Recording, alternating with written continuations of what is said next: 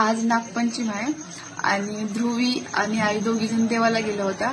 मग ध्रुव देवाला जाऊन आली आणि एवढी खुश होती.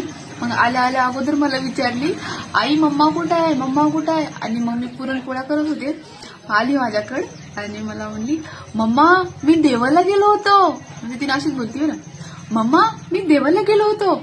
मग आणि मी पाया पडलो आणि अशी हात जोडून दाखवली, मी असे पाया पडलो. मग ते ऐकून मला म्हणजे असं छान वाटलं. मग मी तिला म्हणजे, तू देवाला काय मागलीस. तर मी असं म्हटलं, ध्रुवीचं उत्तर काय होतं माहित आहे, मम्मा देव नाही बोलतात.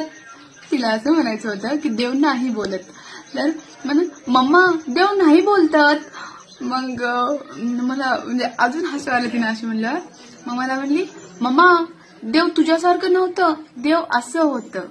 म्हणजे तिला असं म्हणायचं होतं, देवाचे डोळे उघडे नव्हते, डोळे असे होते. ते म्हणता आलं नाही ना. मग तिने तशी म्हणली. मग मी म्हणली देव नाही बोलतात मम्मा, देव मॅजिकचं असते.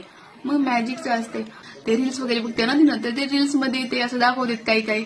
तर म्हणा देव मॅजिकचं असते, देव नाही बोलतात. आणि मग नंतर मम्मी म्हणली, तू देवाला चॉकलेट मागायचं की मग.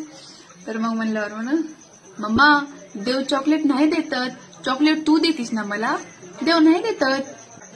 कळलं मला काय म्हणायचे.